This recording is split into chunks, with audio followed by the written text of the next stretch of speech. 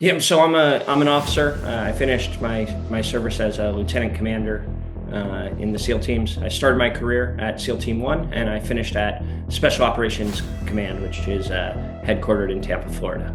So I did 13 years technically in the military. They say retirement is a 20-year process. That's when you're retired. But I left. I did first. I was active duty in the SEAL teams. Then I took a break in service, went to graduate school, came back into the SEAL teams, which is what they call their operational detachments. An ODA might be a dive team or a jump team. But every SEAL shoots, every SEAL jumps, every SEAL dives, and therefore we have to be experts in this multidisciplinary domain, and it just takes a long time to accumulate all those skills.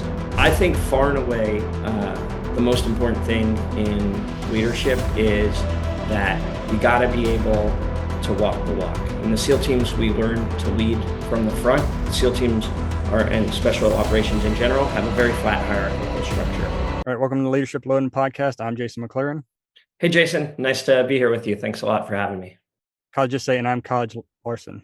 Hey, Jason, thanks. Nice to be here. I'm Kaj Larsen. I former Navy SEAL. I spent 13 years in the SEAL teams before transitioning into the private sector.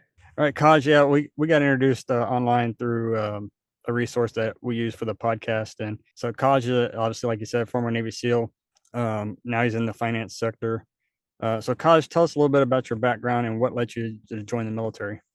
Yeah, well, Jason, again, good to be here. I joined the service like so many members of the military as a child of the 90s, watching Top Gun and inspired to be a naval aviator. I actually grew up in Santa Cruz, California, Northern California, as a surfer, spearfisherman, ocean lifeguard. That took me on a path to the Naval Academy for undergraduate. And actually, funny enough, when I joined the military, I wanted to be a pilot, right? Going Mach 5 with my hair on fire, like they say in the movie. But then I found this other community through playing water polo, which I played D1 collegiate water polo. And I found a lot of guys from my team at Navy were migrating into this thing called the SEAL teams. And that's before the SEAL teams were as popular as they are today, before Bin Laden and Operation Neptune Spear and all the things that put us in the limelight. SEALs were still this kind of like unknown community. And I said, I want to be a part of that. All right, and did you enlist or you went the officer route? Yeah, so I'm an officer. I finished my service as a lieutenant commander in the SEAL teams. I started my career at SEAL Team One, and I finished at Special Operations Command, which is headquartered in Tampa, Florida. So did you go to college before you enlisted? I did. So you were water polo. Yeah. So I went to college, I got my degree, and then I commissioned as an ensign in the Navy, or as sometimes the enlisted guys say, an ensign. And then I went straight to BUDS, which is basic underwater demolition SEAL training. And I reported to BUDS in August of 2001. I was 23 years old. A month later, I was in first phase of SEAL training, and then 9/11 happened. And you retired, correct? So I did 13 years technically in the military. They say retirement is a 20-year process. That's when you're retired. But I left. I did first. I was active duty in the SEAL teams. Then I took a break in service, went to graduate school, came back into the SEAL teams through the reserve component of the Navy. A lot of people aren't aware that we have a reserve component for the SEAL teams. Fairly new, came online, the mid 2000s. But it's another way to continue to serve, but also to be in the private sector. Allowed me to kind of keep a foot in both worlds. Right, and I think the SEALs normally retire a little earlier than everyone else, right? Because you're all the physical issue, strain and things on your body, kind of like an athlete. Yeah. Shockingly, SEALs, like, we do put a lot of burden on our body, all the jumping, all the diving, time in small boats. In fact, they just published a new study that came out that the time we spend on the Mark V's and the ribs, which are the rigid inflatable boats we use, are actually creating micro concussions because the impact is so high. And there's this sort of cumulative effect, even all the shooting. So while we treat our bodies hard, SEALs are also pretty darn dedicated to mission, and they tend to stay for a long period of time. So you'd be shocked that guys are operating into their 30s and 40s, and sometimes even into their 50s. And part of the reason is, yes, there's a tremendous amount of physical duress, but it also takes a long time to build that skill set, right? Unlike our SF counterparts, our Special Forces Greenie Beanie brothers, they tend to specialize more in one discipline. Like there's an ODA, which is what they call their operational detachments. An ODA might be a dive team or a jump team, but every SEAL shoots, every SEAL jumps, every SEAL dives, and therefore we have to be experts in this multidisciplinary domain, and it just takes a long time to accumulate all those skills. All right. And what are you doing now? Well, currently I'm drinking not a cocktail at There you 7:30 in the go. morning. Even though it's wildly purple, it's actually one of my SEAL buddies' energy drinks. I just Yeah, didn't watch. I was having too much fun on your podcast. I was gonna But say I often catch people in the middle of their drinks. So yeah, it is quite a purple hue. I'm realizing now. for those not watching, he's got a little like morning drink. Yep. And no. So what happened is, after I transitioned off active duty, I went to graduate school, and I started my private sector career in the media initially. But at the same time, I built a couple organizations that were devoted to helping military service members. One of those organizations I built was called The Mission Continues, and the idea that was that veterans need a sense of mission and a sense of purpose when they finish their service. So I spent time both in the private sector and then in the philanthropy sector. And one of the things I came to realize after a decade, and we built that into one of the largest veteran service organizations in the country, is that purpose matters, but also purse matters, right? And that veterans were significantly underrepresented in the financial services community. So about 3 years ago, I started an investing in education platform for the military community. That was called Guild because we are a collective of those who have worn the cloth of the country. And about a year ago, I sold that company to a publicly traded company called Seibert Financial. Stock ticker is SIEB. And Seibert Financial has allowed us to continue that mission to serve this underserved market for the military community. Yeah, I've definitely heard of Mission Continues. I wasn't on the membership rolls, but when I went to my undergrad and grad school, we did a community partnership with them for Reach Across America, which is another widely known organization.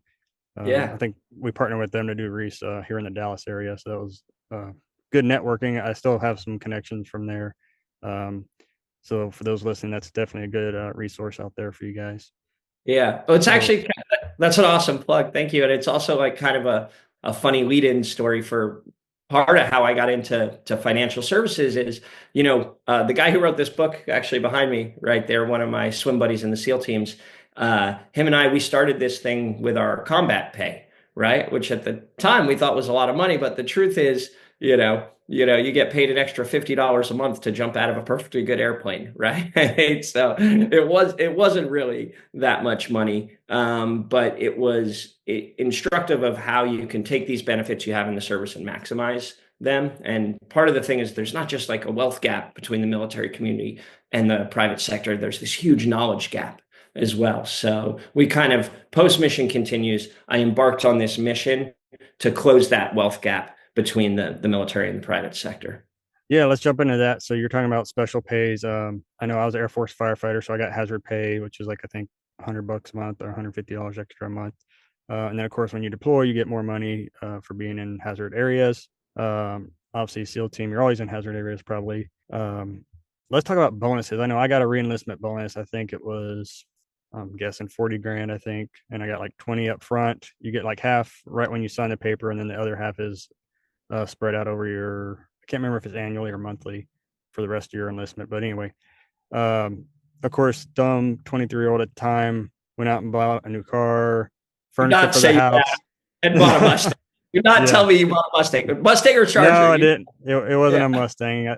This was Fast and Furious one time, and I think I went out and bought a Jetta and put the graphics on it like a, typical young airman. So let's talk about that. How can we do better? If we're in the military now, or if we get a big lump sum, how can we do better and use that to our benefit?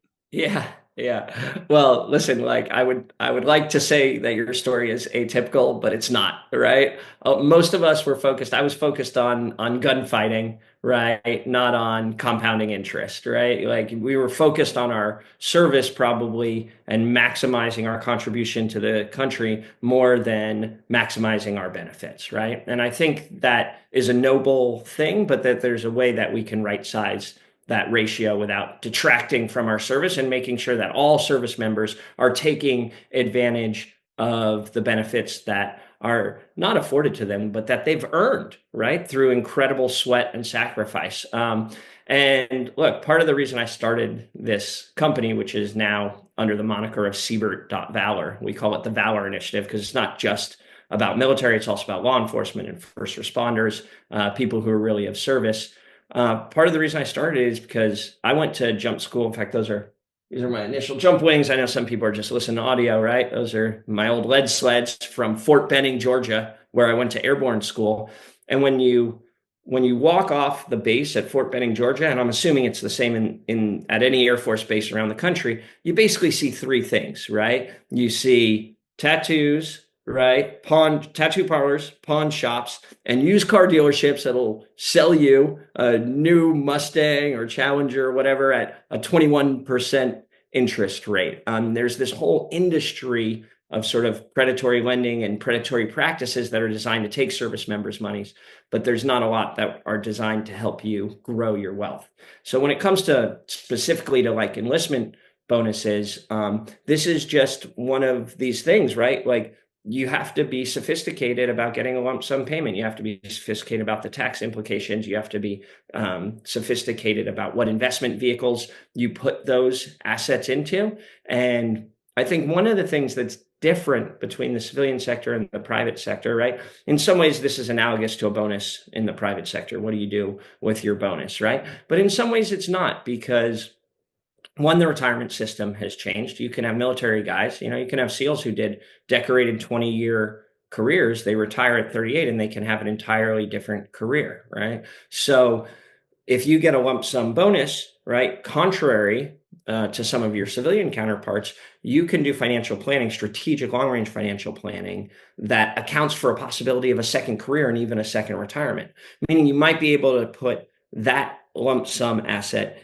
into not just something that grows and compounds over time, but has a slightly higher risk profile, still diversified, still following all the good principles of investing, but has a slightly higher risk profile than your civilian counterparts. Similarly, I would say that us military folks, we have greater, in consumer language, they would call it buying power or discretionary spending, but I would call it investing power than some of our socioeconomic peers, right? What'd you get out as a E5 in the Air Force? Yeah.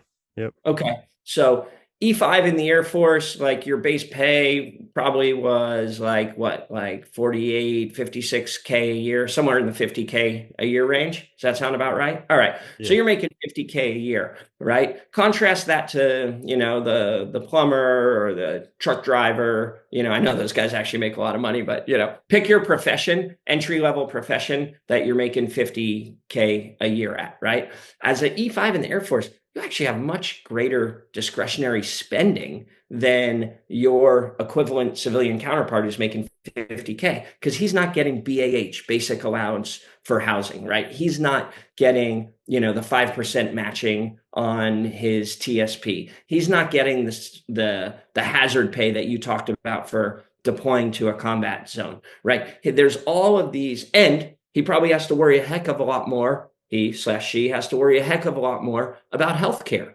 right? And you got no worries about healthcare. You walk right in, everything's taken care of. So what that means is that you have more investing power, and relative to someone else who's making 50K in the private sector, you should be investing a greater proportion of your income because you have it. So it's that kind of coaching that we try and do for our service members under the Valor Initiative at Seibert. And the Valor Initiative, is that a nonprofit, and how would people research it? No, absolutely not. You can go to Seibert.com, Seibert.Valor, and that'll take you to our website. We since we just got acquired, right? What that essentially is a wealth management system and an investing platform. You can come over there, and there's multiple types. If you're interested, we provide the same wealth management that we do for our billionaire clients and our celebrities. We offer those to our military folks, right? Some people want to start small and they want to do self-directed and they want to dip a toe into the water of the investing world. And I think for a sort of young military member, that's appropriate, right? They should do that and they should start to learn. We still believe that the greatest historically way to grow your wealth over time is in investing in the stock market, right? Following all the good principles of investing diversified portfolios. And we incentivize military members not just to invest, but to learn, right? So on our platform, you come over, you watch a 5-minute video about savings versus investing, and put $5 in your brokerage account, right? Just like in the military, paid training. And so that's the real big principle of Valor, is like, let's get you started on your investing journey if you're just entering the military, and let's stay with you, right? As to help you manage your wealth and to help you improve your financial health and wealth over the course of your service member's lifetime. That includes transitioning out into the private sector and so beyond. Kaj, if you had 1 minute to tell somebody your best leadership tip, what would it be? I think far and away, the most important thing in leadership is that you got to be able to walk the walk. In the SEAL teams, we learn to lead from the front. The SEAL teams and special operations in general have a very flat hierarchical structure. Like, sure, like I'm an officer and all of that, but what really matters is your ability to lead from the front. Never ask somebody to do something that you wouldn't do yourself. And you get down in the mud, you get dirty, you get sweaty, and ultimately people will respect you for that. Good deal. Well, Kaj, thanks for coming on the show. We'll put all the links in the show notes below. Awesome. Thank you for having me, Jason. And thanks for your service. Nice to meet a fellow veteran. Yeah, thank you.